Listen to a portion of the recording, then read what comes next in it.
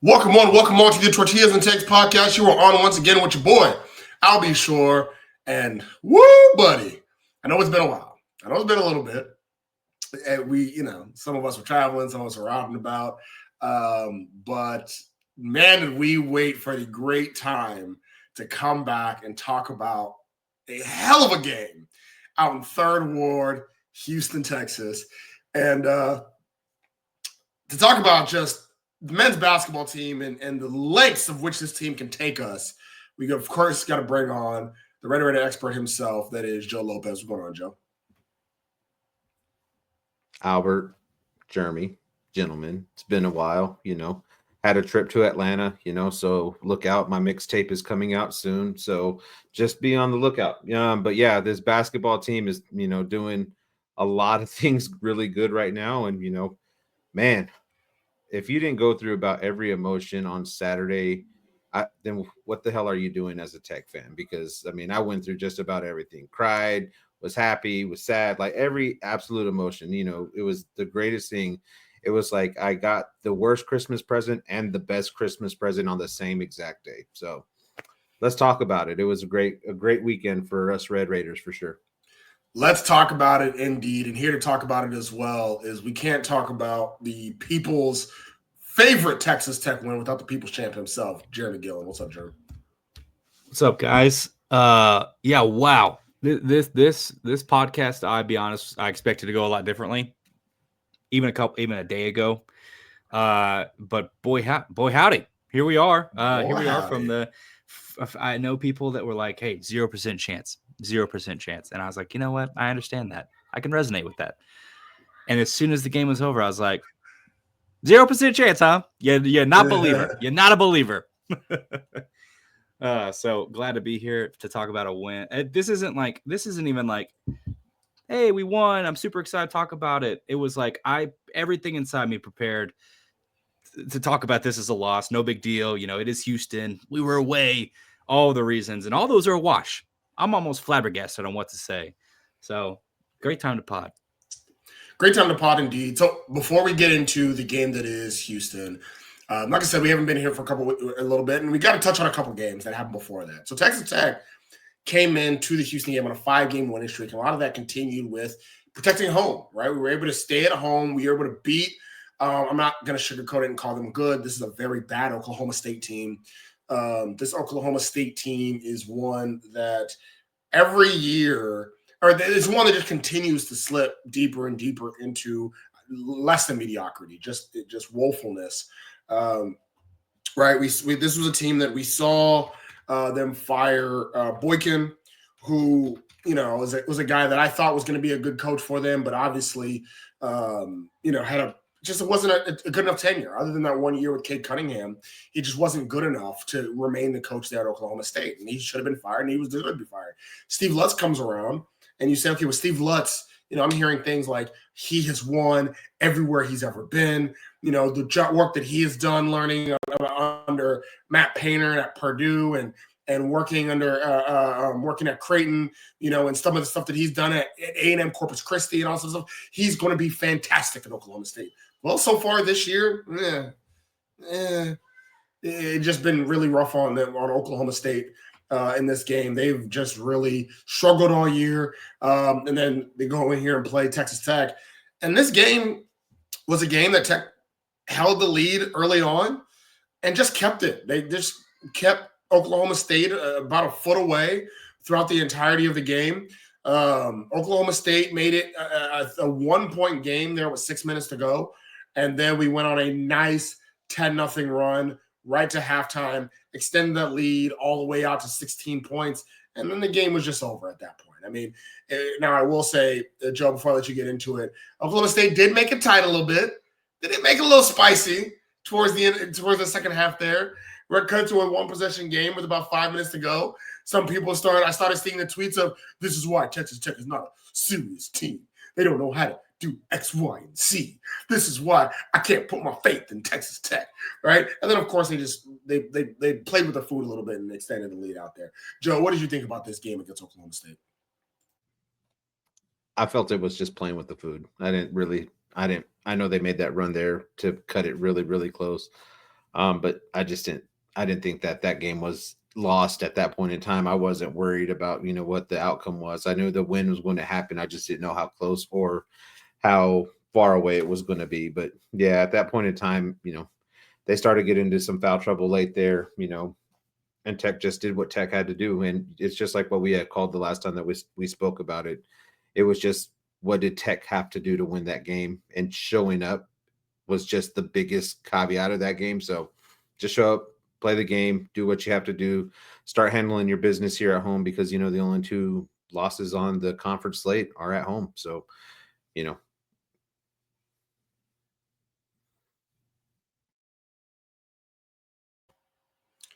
Jeremy, what do you think about that game? I've got some PTSD of expecting to win at Oklahoma State and then losing in front of 12 students when I had that snowstorm. Remember that? And we were like, yeah, easy peasy. Yeah. Nobody's even there, and we lost.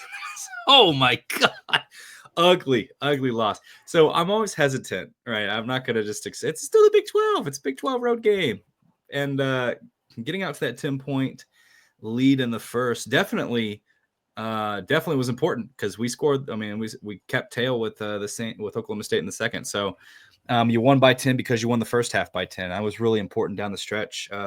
Oklahoma State's a team that really wants to be better, and you can, like, their players are. Yeah. This isn't like a rollover kind of team. They're trying, like, they're out there trying to, like, navigate each other, navigate new coaching, new style. Some familiar faces in Robert Jennings. Like, there's some dogs out there, right? And so I feel for Oklahoma State kind of going through the growing pains, but the more they invest in this coach and the more they kind of stay faithful to this team, it's going to be a tougher route in the future for sure. But thankful we got the win on the road to stay undefeated at the time, especially. Yeah, I mean, so to that point, and it was a home game, but to that point, I do think that they did play hard towards the end there, right? They fought their way back into the game. And that is something that, and I think that is the difference, I guess, with Steve Luss as opposed to Mike Boynton the year before, is that they did at least play hard in this game, play tough in this game. Only reason I'm going to disagree with you, Jeremy, is because the very next game they lost by almost 30. So I don't know if they're necessarily going in the right direction under Lutz, but they did win against Utah this past weekend. So who knows? It's the topsy-turvy world here with the Cowboys. I hope nothing but the worst for them. Other stats from that game, our boy Robert Jennings, who had to be looking over to the other sideline saying, man, I could have accepted a bench roll here. Why did I didn't need to have more. I sometimes I wonder if he looking over and seeing all the fun that Kerwin Walton's having, saying, man, that could have been me. But Robert Jennings did have 2 points, 3 rebounds, and 2 turnovers in his return back to Lubbock. Nobody else in Oklahoma State really cares. Bryce Thompson had 17 points. I'll give you that much. For Texas Tech, really balanced all throughout. Very, very balanced in this game here. 6 players had over 7 points, right? Lee and Chance McMillie with 14.6 rebounds, definitely the player of the game in this one. 9 points, 3 steals from Darren Williams, Mr. 5-star player. So, yeah, absolutely great game. And then it's almost like Texas Tech after that said, you know what? I like how that game was played. Let's do it again, right? Another home game against TCU. And once again, now this game, I think where it was a little bit different is, for the most part, it was close throughout this game. Texas Tech held a 3-point lead at halftime. The largest lead of the entire first half. Tech was up by 9, let TCU come close to it and close the gap there.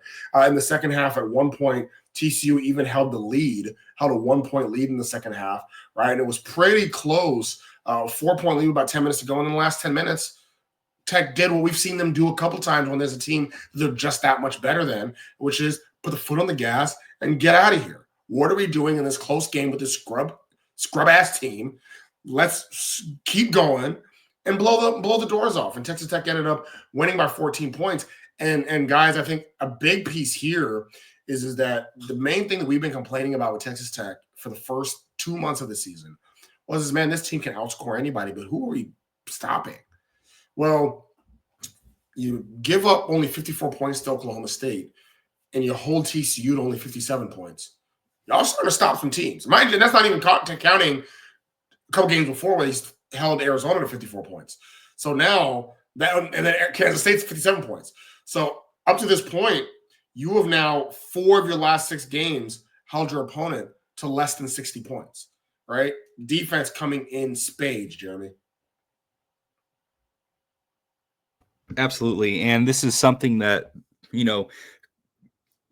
talk about topsy-turvy in terms of narration about Grant McCasland, right? The question when he was hired was, is he going to be able to produce any offense, right? Because he's a very defensive-minded guy. Like, is it going to be slow, methodical basketball?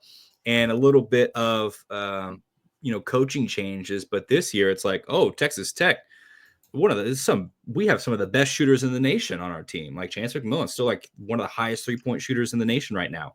Darian Williams has had a really high percentage, right? JT Top's got a high percentage. And now it's like, well, does Texas Tech play defense now anymore? What's going on? Yeah. So it was fun. It's funny to kind of slingshot around like that as a Texas Tech fan and to see the team start to really gel together, because I think offensively, and I think this about basketball as a whole, like, it's not hard to be good on offense if you've got a lot of good shooters, right?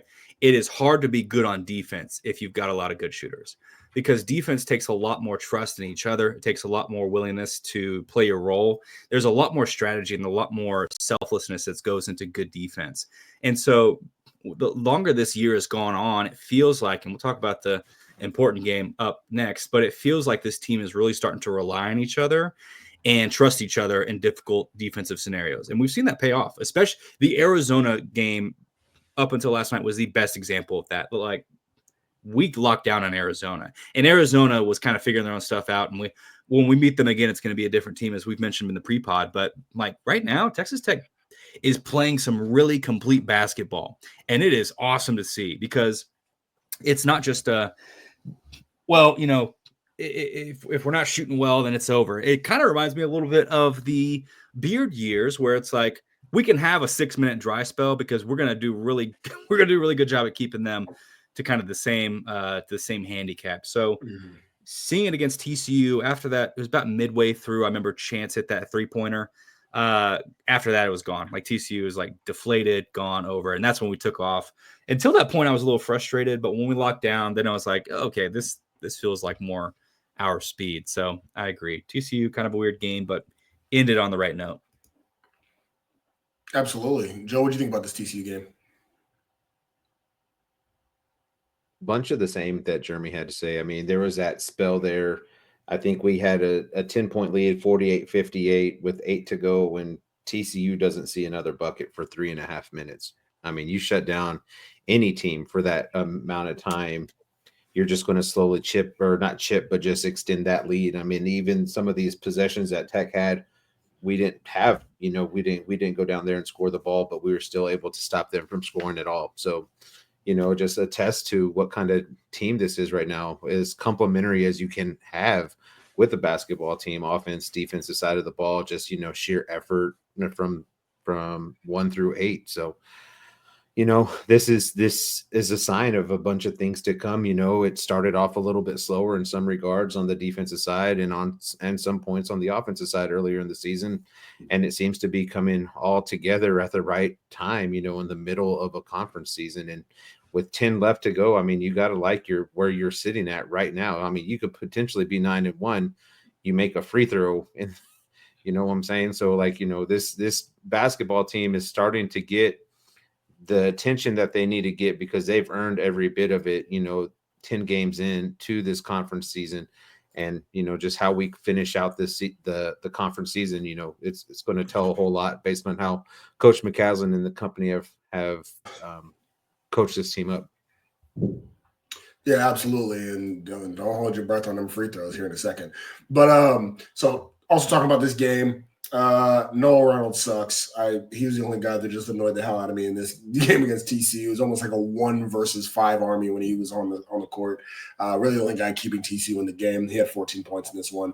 But he fouled out. For Texas Tech, our stars showed out. JT Toppin, 18 points, 14 rebounds. McMillie, 16 points, Elijah Hawkins, 13 points, 5 assists for him. So, yeah, stars showed out, did what they were supposed to do in this game. So now, I mean, listen, we've rambled on 15 minutes to talk about everything but the game that everybody who's listening wants to talk about, which is the Houston game. So coming into this game, so let me tell you something.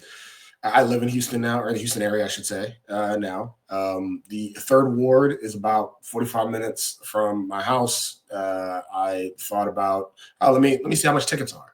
All right, nosebleeds was looking at 200 plus. All right, Tech fans, all right, we drive the price up. Listen, Cougar games are never that expensive. Let me tell you something. I don't matter if they're the 6th ranked team. I don't care if they're the number 1 team in the nation. Cougar games are never that expensive. Tech fans drive the price up. Right. So I'm like, I'm not paying $250 for nosebleed tickets. I'm not doing it. I wish I had, hindsight, 2020. But I didn't, because I'm gonna tell you what's up. I said I'm not gonna pay $250, sit in the nosebleeds for a game we're probably gonna lose. I'll be honest with you. I did not think we were gonna win this game. We didn't have a preview pod in this game. If we did, I'd have said we're gonna lose the game. All right. I did not think we were gonna win this game. And it's no disrespect to Texas Tech. All right. I do think that we're starting to gel nice, as y'all both talked about, starting to gel really nice as a team. I don't think this is the same team that lost to St. Joe's by 1 point earlier in the season. But Houston, this is the team looking for a national championship. This is a team that's one of the best teams in the country. This is a team that has a 33-game home winning streak, right? And then 5 minutes into this dang game, we lose our best player to one of the worst calls I've ever seen, and I blame Draymond Green for it. And we lose our head coach, rightfully so. Now, McCaslin, you doing what it takes to get you thrown out of the game was necessary. That actually have no problem with it. McCaslin, if they didn't throw you out, you should have punched them in the face to make sure you got thrown out. That was necessary. But, yeah, after that, I'm like, I already didn't think we were going to win this game. Now it's just, hey, good job, good effort. Let me sit back, eat my candy corn. Like caramel corn, not candy corn, because that's disgusting. But eat my caramel corn and call it a day. All right. Joe, you're laughing hysterically. So what did you think about that? I'm not going to get to the ejection itself, but what were your thoughts on Texas Tech's chances of this game, especially after the ejection? If we had a preview pod, I was calling a victory in this game anyway. I knew it was going to be slim, but I wasn't going to. There's just the last time you chose Tech to lose, we actually won. Yep. And you didn't hear the end of it. I'm not going to do it again. But after the ejection, and just like we were talking pre-pod, whenever I saw McCaslin getting escorted off by Buff towards, the locker room area, then he stopped, told Buff something, ran back into the huddle, got in every one of his guys' faces and just, banged on their chest a little bit. And, I don't know what he said, but whatever it was, it worked, obviously. But yeah, after that point in time, I was like, this is going to be a game. Like it's going to be, even if we lose a game, it's going to be a game that this is going to be one of those where it's like what's the word? An inspiring kind of game, because this is something where you watched your coach, the rest of the team watched your coach go to bat for a player that he felt and the whole world knows was the wrong call. Like it's so crazy that this was the second worst call made yesterday.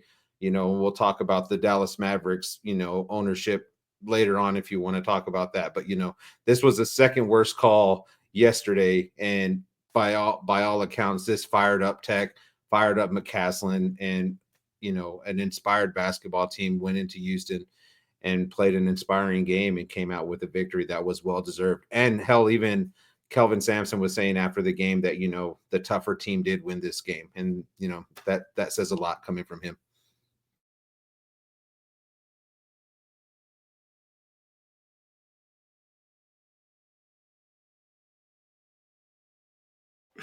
Absolutely. And let me just say, if you're a Mavs fan, I'm sorry for you, but this is at Christmas for me. As a true Mavs hater, this has been a great weekend overall. So Jeremy, I think you and I were more on the same wavelength of what we thought, how we thought this game was going to go down, especially after the ejection. Yeah, buddy. This is a very good Houston team. We are on the road for Tita Center is smaller, more intimate. And I was like, we're gonna give him what for, and we're gonna make it close. And I here's how it played out in my head. Honest to God, I said at the half it's gonna be really close, and then Houston's gonna go, what? Same thing we did at TC. Why are we letting these guys hang around? And then they're just gonna go bam, bam, bam. They've done it to multiple teams. They do it all the time, and then it was gonna be some like 15-point loss, or whatever. But my whole playbook went out the window whenever McCaslin Toppin got ejected. I thought, oh no, we're gonna lose this game real bad because then we got no coaching and Toppin, so we don't really have the rebounding capability against Houston, who's larger than us by a fair average. So I will say I heard that McCaslin basically when he came back out broke his no cursing rule.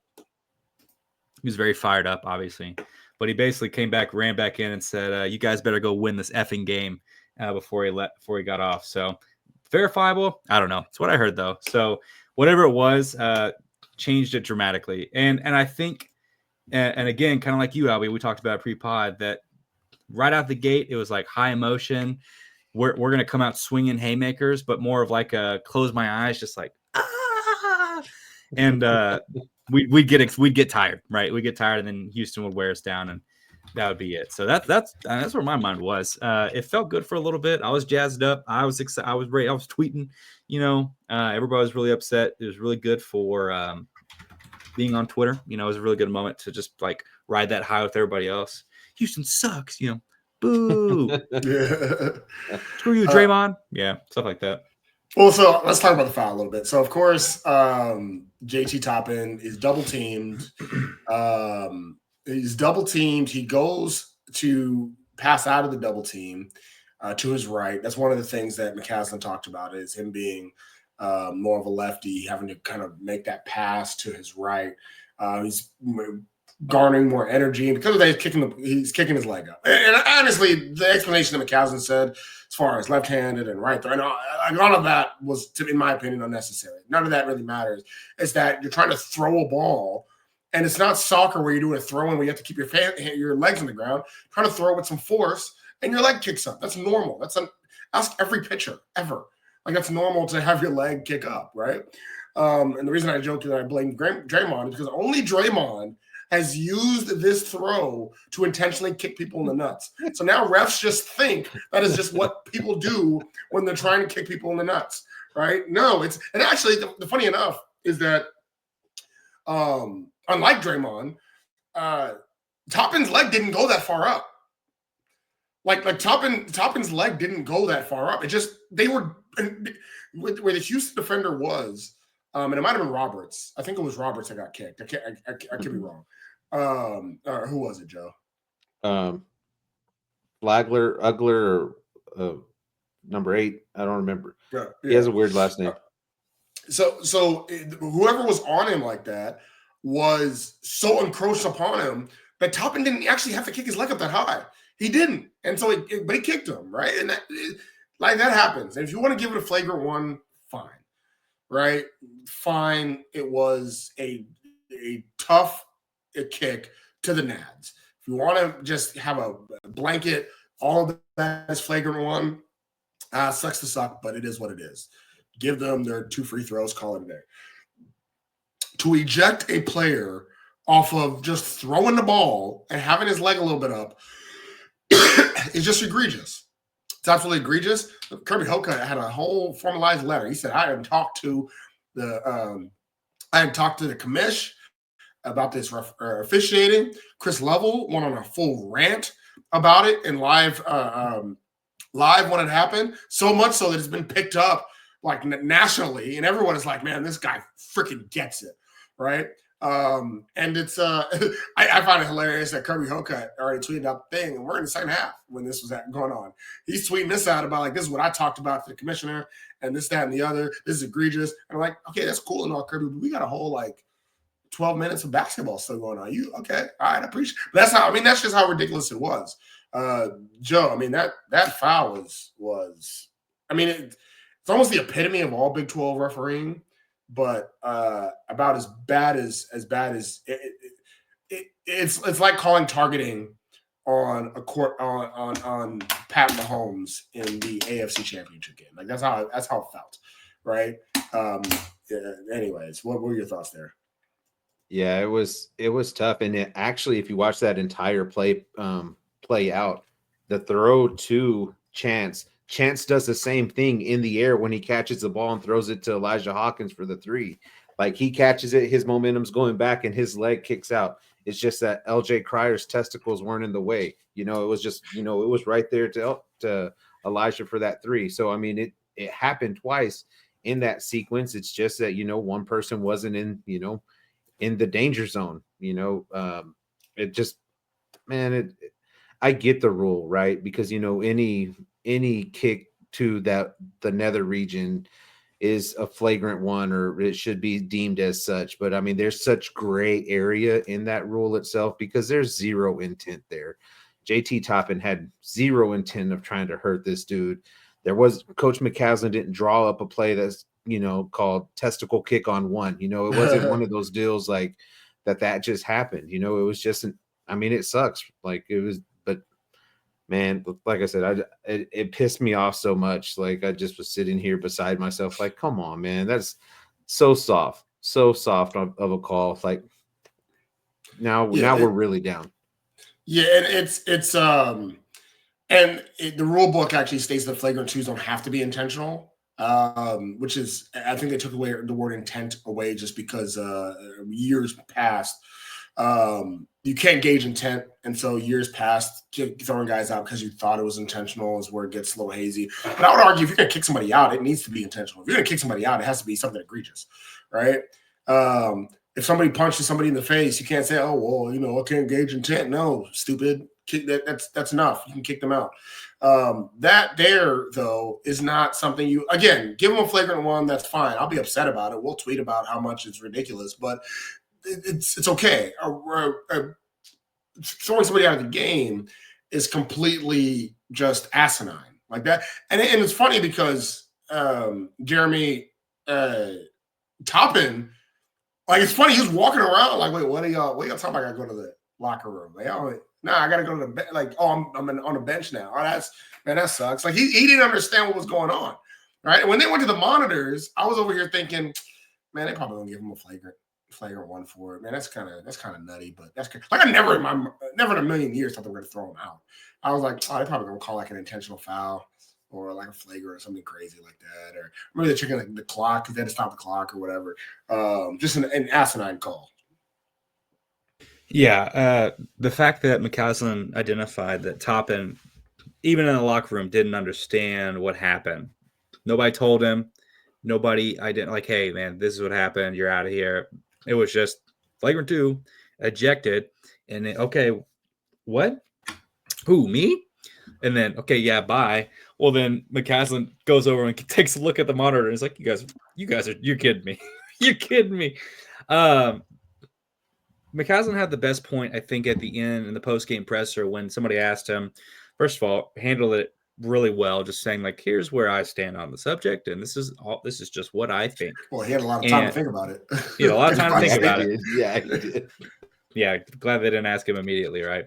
But just identifying, hey, JT Toppin's a left-handed dude trying to make a pass with his right hand across the body. It's awkward motion.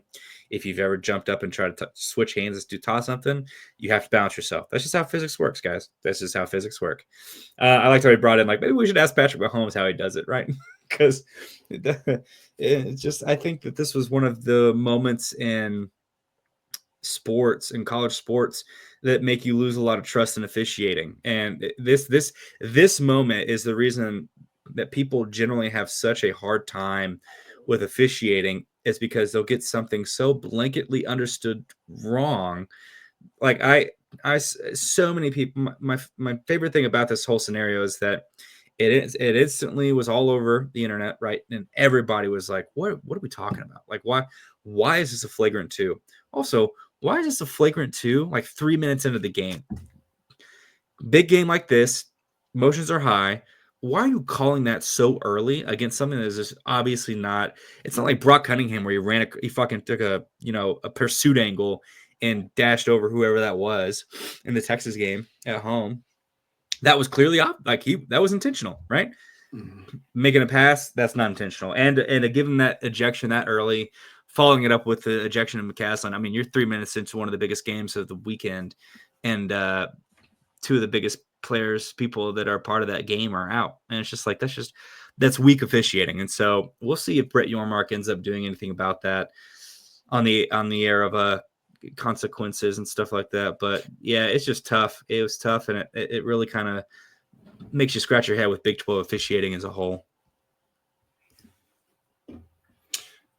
Yeah, I mean, and then to follow that up with ejecting McCaslin right after that it's not. So that's the one I mentioned it before. That's the one where that one's justifiable. McCaslin was trying to get ejected, it looked like. I think McCaslin did the whole Doctor Strange, like, all right, how many chances do we have to win this? There's only one way. It's only one way. I have to get ejected. I have to get ejected, right?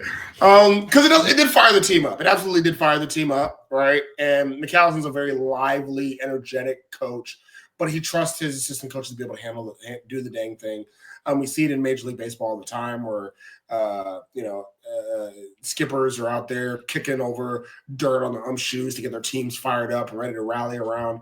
And like Jeremy said, him breaking his cursing rule. So. I will say one rule I never break is going to charliehustle.com, right? New year, same us. We still with the Charlie Hustle gang because we like their Charlie Hustle swag. So make sure to go to charliehustle.com and use our promo code, new promo code alert, 1012 Network. That is TEN12 NETWORK. And you get 15% off of all non-sale items. So make sure to use the promo code 1012 Network. Get 15% off. Right? Charlie Hustle wants you to be the best dressed fan this season. Get that Texas Tech swag because we got the best team in the land, baby. So that's right. charliehustle.com, Charlie Hustle, vintage made fresh. So guys, excuse me. Let's talk about the game a little bit, right? We're 30 minutes in. Let's get into the game itself. So the JC Toppin's out of the game. 5 minutes in, he's gone. We got no more Toppin, and we're in a dogfight. Right? And first half goes. I mean, how you expect right off of that, we kind of go off to a 5-point lead early on 18-13 off of the strength of it. But we have that early lead, and then Houston comes out to that early lead 18-13. But we fight back. We're in this together. We're all in this together. We're in this fight, but then we get out into a lead where it's 34-27 towards the end of the first half. And we're like, all right, we in this. Like, we're here. We're off the strength. We're battling for our coach, battling for our best player. And then Houston closes the gap once again at halftime. And just like that, it's only a 4-point lead at half.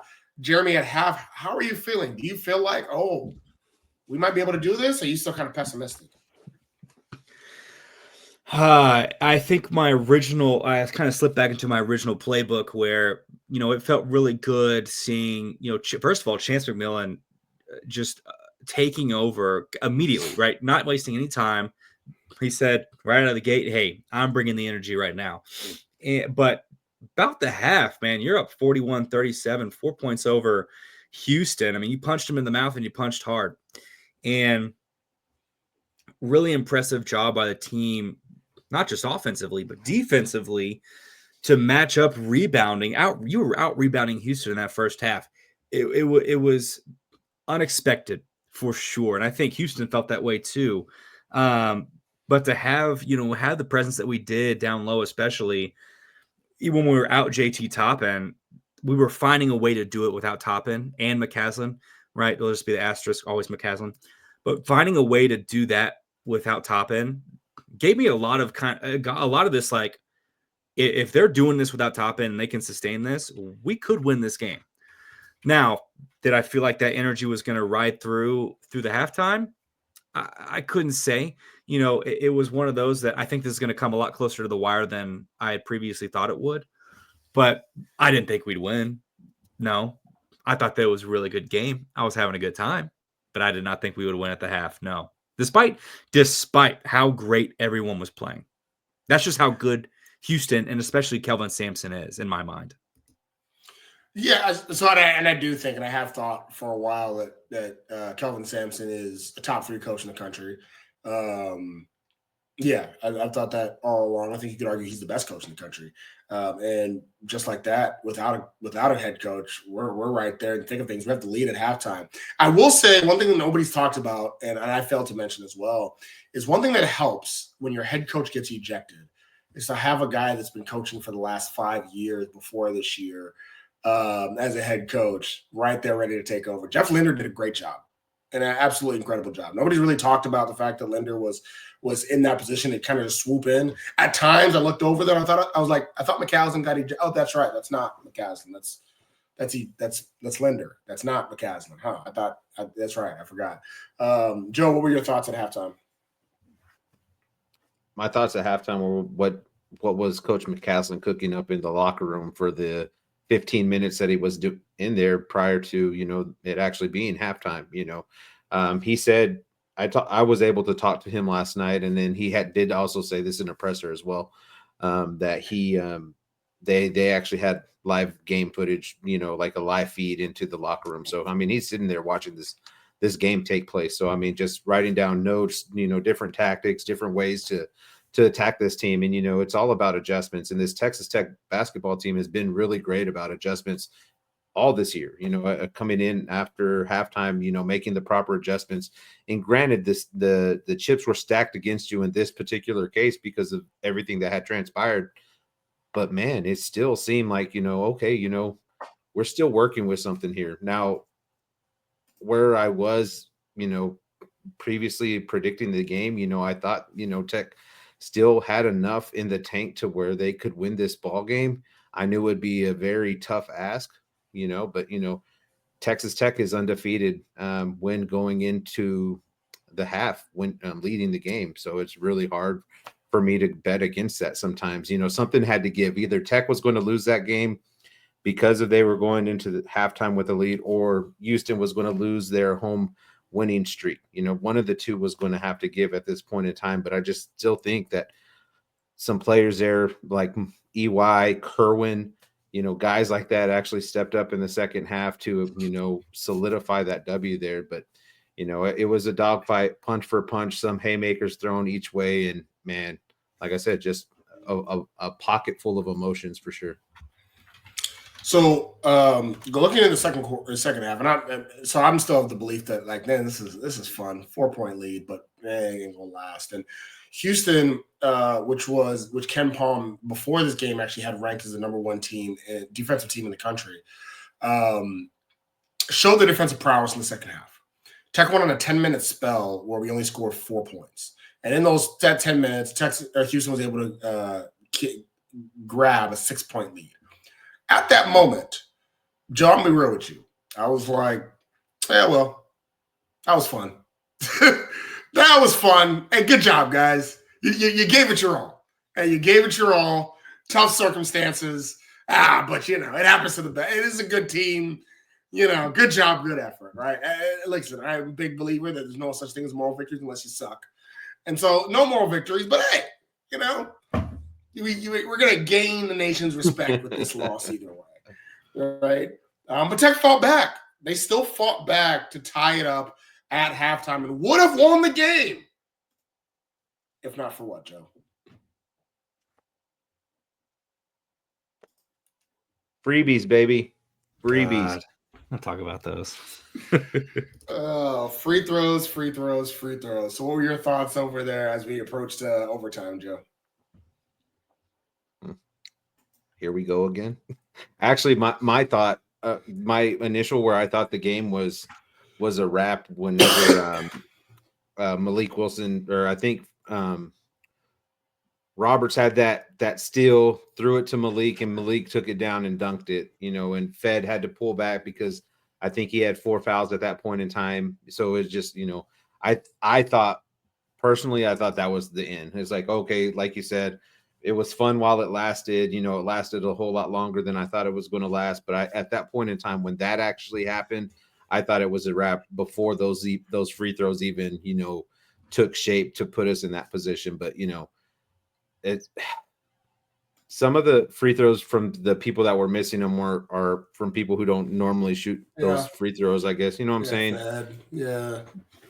But McMillan made all his free throws. I think Elijah made all his field goals or free throws as well. Mhm. The guys who I think Darian missed a couple early in the first half, but overall, I think your good free throw shooters did what they had to do. Your bad ones, couldn't even hold serve. Yeah, I mean, Yalaho was placed in pretty bad scenarios there in the second half and overtime, right? So, and I was gonna save him for overtime, but shout out to Emilio Yalaho. Yalaho always seems to come in. He's not gonna get playing time in the games against TCU, Oklahoma State, where we're just beating a team that we should be beating by 10 points and coasting, right? He seems to always come in when, man, Topping got hurt, or man, Federico fouled out, or or both in this scenario, not necessarily hurt, but Toppin getting ejected and then Federico fouling out, or man, we have all these players in foul trouble. Like he's only coming in as a reserve in an emergency scenario, but he's doing an incredible job of getting in where he fits in. Hey, I know I don't get a lot of minutes all the time. I think 21 minutes might have been his season high this year. But I will do what needs to be done to help this team win. You need me to get an offensive rebound? I'll do that. You need me to get a putback here? I'll do that. You need me in overtime to make the best defensive play that we have had all game long to pull the chair from Juwan Roberts, one of the best players in the entire country. I will do that and cause a travel. That play, amazing, absolutely amazing. Yeah. So I mean, Jeremy, walk us through overtime. Texas Tech winning this game over here at the end. Really well, and so getting it to that point, Darian Williams hitting that three, I thought, okay, D5 is going to be the one to kind of carry us through overtime, and then he fouls out immediately. I was like, oh God, we're going to freaking lose this game. I was having echoes of like Iowa State, right, where it's like free throws down the stretch, 1 point loss in overtime. I'm like, I've seen this before. But with Darian Williams out, this team, my hero of the game, no doubt, is Elijah Hawkins. Yeah. For two main reasons. One, Elijah Hawkins, his poetry with the ball. Like he was crossing over everyone. He made LJ Cryer look like he was just getting off the JV team a couple of times. And hitting the three. Who is this kid? Yeah. Like I saw it about midway through the second half. Elijah Hawkins goes up to take, I think, his last free throws of the game, and had that look just like I want to win this game. Did not care. He sunk both the free throws, thank God.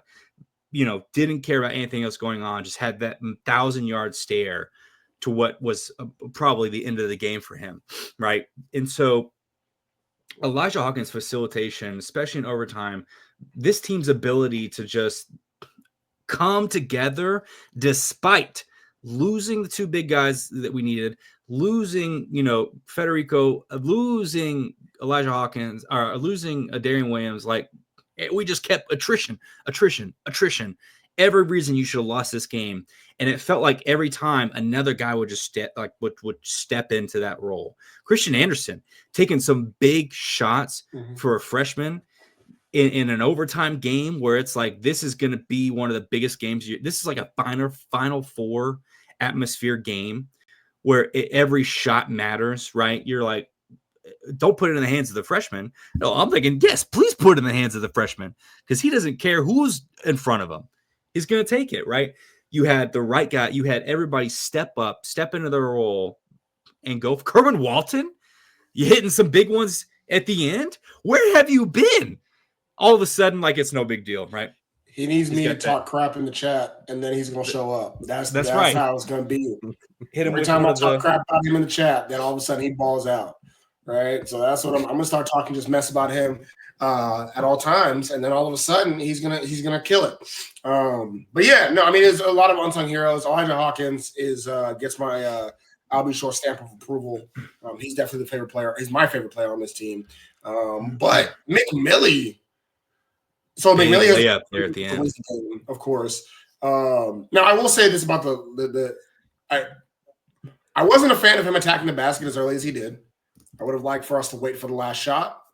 That's just my preference.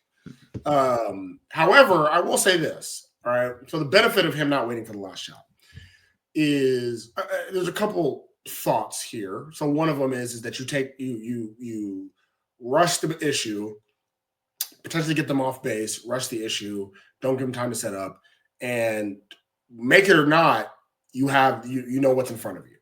You know what's going to happen in the last 16 seconds of the game. Another thing is that there is a psychological thought that the refs are more likely to call the game as normal 16 seconds ago as opposed to 2 seconds ago, right? So they'll call a foul with 16 seconds that they may let slide with 2 because they don't want to call to decide the game, right? Now that's just, again, that's psychology in there. There's some question on there. I still would have rather us wait for the last shot. But I also am very happy that he attacked the basket, got the foul call, as opposed to doing what a lot of Gen Z hoopers like to do, which is snapback threes for every game-winning shot, regardless of what the score is. Thank you, Donovan Mitchell. So yeah, but McMillan had an absolutely, Hawkins was absolutely fantastic. I agree with you, Jeremy, that he was the funnest person to watch in this game for me. But I would actually say the player of the game, the reason we won this game, McMillan, and really taking over that leadership role. I felt like he saw Toppin go down and say, all right, I got you. All right, I got you, and I'm going to lead us to this victory, and I think you did. Anything else to say there, Joe? A very fun fact on Elijah Hawkins, he is shooting 50% from beyond the arc on road games this year in the conference. So he's a different animal from beyond the arc when he hits the road this year, and it's amazing for him. Now, if he's able to start knocking those down on a consistent basis wherever we're at, this team's going to be a huge problem because he gets everybody off the dribble and makes him look ridiculous. Whenever he had Usman slide almost all the way to the baseline from the 3-point line and then step back and hit that 3, like that, that gives you vibes of those and one mixtapes. Like it was that was dirty. So sick. Oh my god, that was that was nice. That was nice. I brought my youngest daughter in the room and I was like, see, that's how you do it, baby. She was like, what are you doing? I don't. She's like, listen, you need to study this. That was for me. Just him, the senior leadership. You're talking about these players that have been around for a while. Your Kerwin Walton, your Chance McMillans, your Elijah Hawkins. These guys that are super seniors that have been playing meaningful basketball at this level for a long time, all coming in a collective effort to push you over the finish line to get that W was pretty awesome to see as well. Absolutely. Anything else to say about this game, Jeremy? 2 big things. One, I'm still kind of baffled and a little tiffed that 2 Houston players, I think Joseph Tugler and Francis both had like 4 fouls with like 12 minutes left to go in the game, and neither picked up their 5th. What is that about? And then Houston ends up, I think the 4 players with 4 personal fouls by the end of it. No one fouled out. Okay, that's nice. 2, I like the story of Juwan Roberts rolled absolutely like putting his ankle sideways in a perpendicular motion and then coming back into the game, and coach deciding that let's let him go to the basket there at the end. Let's let the guy with the bum ankle drive it up and take and sound reasoning, because we had lost our big men, we had lost our post presence. It was like that's the best play. They've been killing us all night with it. Night with it. Made sense. But you got a guy with a bum ankle and he was going in there, and it was good defense. But it was even better that like he kind of had this like and then traveled. It's like I was like, that was poetic. That was great. I love that. That was so fun. But flip side, your only other option is LJ Cryer on Elijah Hawkins, who Hawkins, defensively. That was a good matchup. That game. So for sure. But LJ Cryer, in my opinion, like, why are you not giving it to the best player on your team? am one of the better basketball players in college basketball right now. I don't know.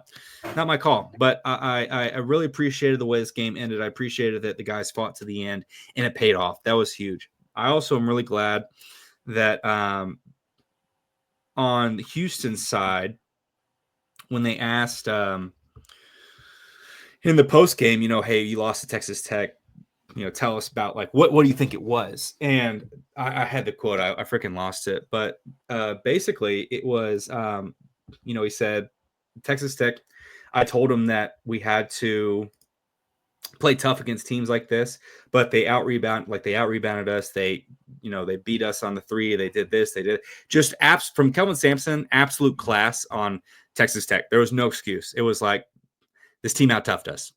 And I told our guys that would happen if we didn't play serious, and Texas Tech was the better team. And I was like, oh, Kelvin Sampson, you are such an awesome coach. Because that's huge praise from that guy, for sure. Yeah.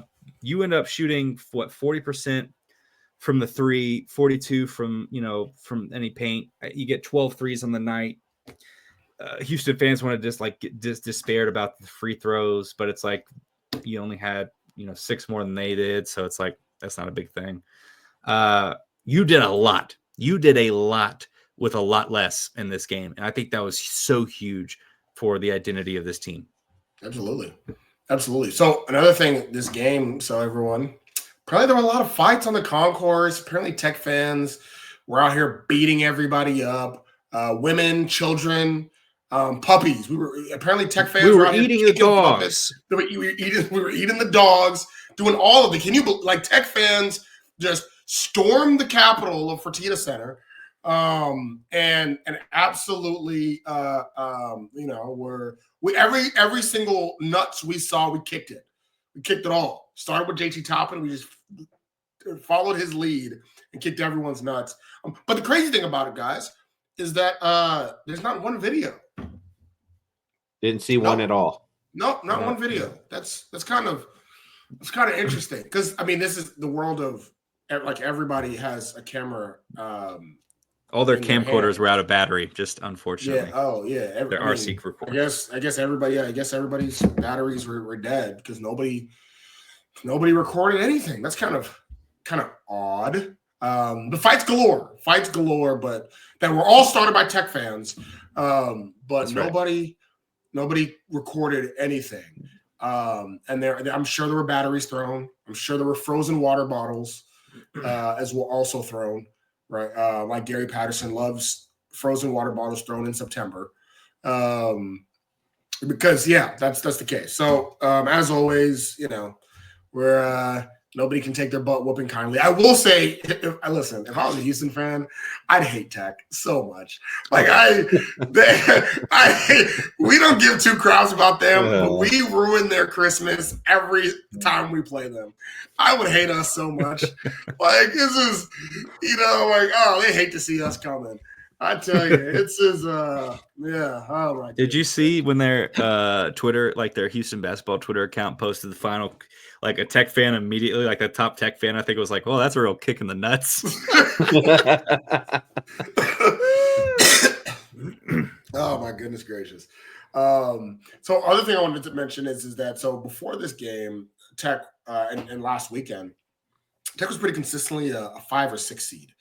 In all bracketology things. Of course, as we recorded this Sunday night, the only people that do their bracketologies Sundays after all the games are played, and really the first ones to do it, as I'll give them credit, is On 3. And so On 3 already has – so On 3 last week had Tech as a 5 seed, one of the higher ones, but almost everybody had Tech either anywhere between a 5 or 8 seed. Most of them had us as a 6 seed. On 3, who had us at a 5 seed, actually moved us down to a 3 seed after our wins against TCU and then Houston.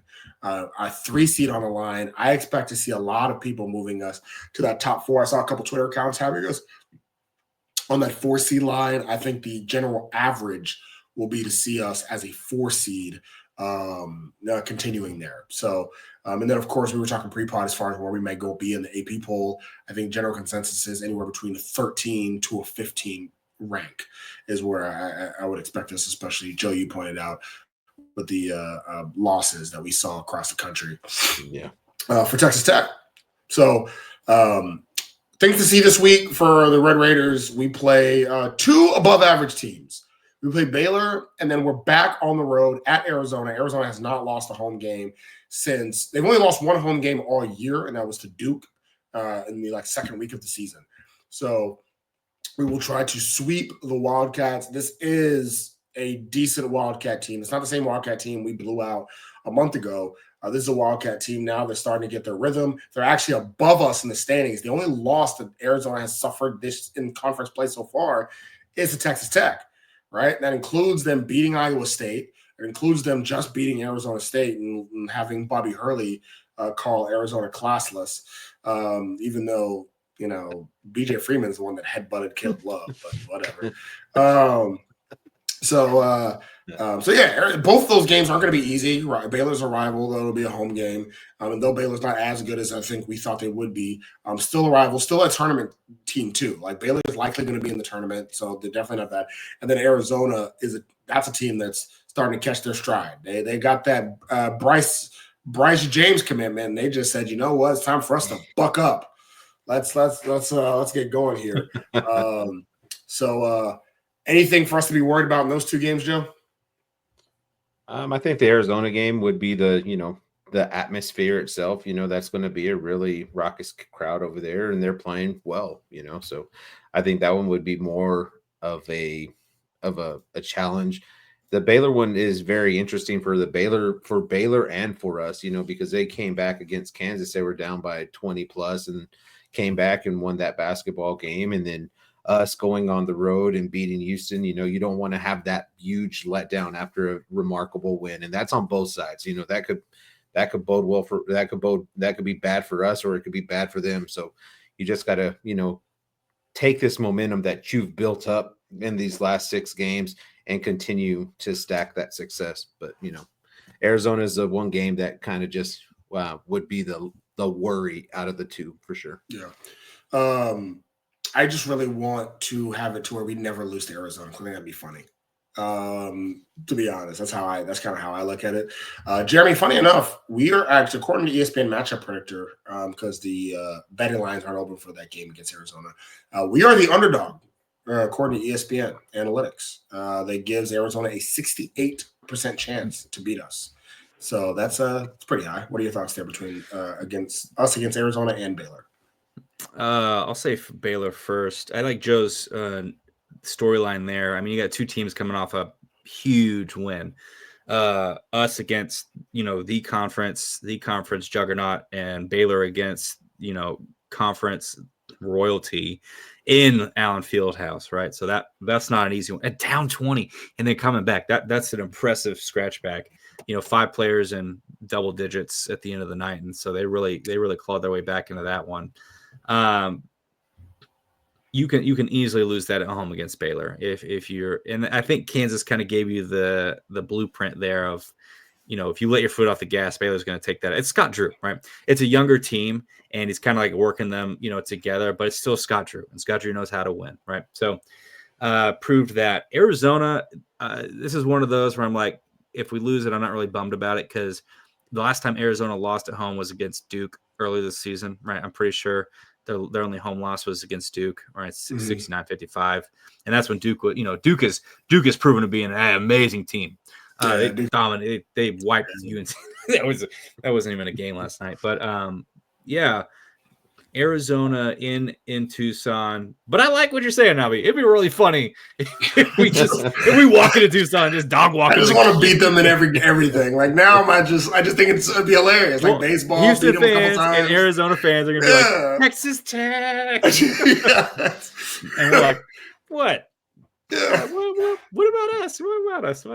So we'll see. Arizona's a really good team, though. It's going to take a lot of effort from the guys, but I do think you have a really good opportunity here for Texas Tech to solidify your win against Houston by beating Baylor at home and then going on the road and being very competitive with Arizona. Nobody's going to bat their eye again if you go 1-1 with Arizona, but it would be kind of a big letdown if you came home and lost to Baylor. But at home it's really tough it's really disappointing to lose, but especially after a big game. So 2 really big ones up here. I'm really excited. Well, good news is JT Toppin will be fresh. That he will, and probably a little anxious after having very motivated. Yeah, he had to watch that whole Houston game from the locker room. He's probably like, I'm so pissed. Exactly. Exactly. I will say, I think if Tech was to beat both Baylor and Arizona, then it's you come down, you look at it and say, okay, well, we have 8 more games to win a Big 12 championship. That's where it would lie there. At that point, you'd be 10-2. You would beat, because Arizona again is above Tech in the standings right now at 9-1. So if you beat Arizona, you now are, you would be likely either tied or above Arizona afterwards. And you'd say the team that we're right here with, we've beat twice, right? We've beat Houston, that's above us. We came free throws away from beating Iowa State, that's also right there with us. So we have 8 games left to go win a Big 12 championship. And actually, after this Arizona game, schedule really lightens up, right? Really lightens up. We still have to play 6th-ranked Houston. We have a game at 11th-ranked Kansas. That's it. Shout out that we got 2 games against Arizona State left. Shout out we still got to play Oklahoma State. Shout out we still got to play TCU. We still got to play Colorado. The schedule really lightens up after Arizona. So Big 12, if you win these next 2 games, the Big 12 championship is absolutely achievable. And I don't listen, that's not something I was even close to expecting. Not even close. Y'all want to talk about women's basketball? Because I don't. Anything you want to say to the people, Joe? Big shout out to Coach McCaslin and the staff and the players last night. I was at the Womble last night whenever the basketball team got back in. I took my eldest daughter out there so she could get pictures with McCaslin and D5 and McMillie and all of that stuff. But I was actually able to talk to a lot of the coaching staff while I was out there. So, I mean, man, they went through it as far as emotions go, but they did appreciate, the contingency of Tech fans out in Houston and the contingency of fans that were out there waiting. It was about 50 degrees. The wind was blowing here in Lubbock. So pretty chilly evening, but, yet they were very, very happy. So just, to go, if you're in the Lubbock area and you have the ability to make it to the game on Tuesday against Baylor, then, be there, be loud. I'm going to need it. It's going to be another tough Big 12 basketball game, and we're going to need all the help. And then also a big shout out to the women's softball team who starts their season off this weekend, I think on Thursday, matter of fact, in Florida somewhere. So, yeah, that's right down there in the pipeline as well. A lot of expectations for many reasons, 1.2 with one player. And, just the class that Clasko was able to retain, the players that he was able to bring in. What's this softball team going to look like? Have some early tests there, top 25 matchups this weekend. So we'll see what this softball team's all about as well. So, yeah, a lot of sports heading your way fast and furious. But this basketball team on the men's side, man, they're really, really ahead of everybody else right now as far as what we need to be watching. Oh, absolutely. And I do want to clarify. I don't want to talk about the women's basketball team because they're not any good. I do want to clarify. They're not any good. Lost to a fairly bad Kansas team. Got whooped by Colorado. Got beat by another fairly bad. Well, not bad. Oklahoma State is pretty good, but this is a team that's not very good. So so we'll talk about them when we have time. But I'd much rather talk about the men's team that are doing amazing stuff right now, and the women's team. We send our prayers. Jeremy, anything else you want to say to the people? Yeah, depending on how this season ends for the women's team, it's going to be an interesting. We'll probably talk about them in some capacity. Softball, hey, Thursday, 6 p.m., Clearwater against Marshall. A lot of really fun softball coming up. Texas Tech, 10th in the preseason poll. One of only 2 teams in the top 25 that did not make the NCAA tournament last year. For softball. So, hey, man, people are just taking notice. So that'd be a fun one to watch. Super excited. I'll be at the Baylor game. That'll be really fun. Sports feel just all right now. Pretty all right. So let's keep it going. Question for you, Jeremy. Oh, what is more likely to happen? Tech men's basketball wins a Big 12 championship, or Tech softball wins a Big 12 championship? Tech softball. Oh, yeah. Oklahoma State exists. Oklahoma State exists. Oklahoma State's more of a powerhouse than Houston is. I'll say that. So I think Tech basketball for sure. Okay. Yeah. We get Oklahoma State here, though. You know, we don't go to Stillwater and play them. I don't know if that matters or not, but I don't think it's a problem for Oklahoma State. Yeah. It's a problem. They almost won 50 games last season. So they're a pretty good program. Yeah. All right. So a lot of great things happening here. Softball starting up, so definitely make sure to get there. Baseball also going to start up. This is going to be a very interesting year for the Red Raiders baseball program. A very interesting year.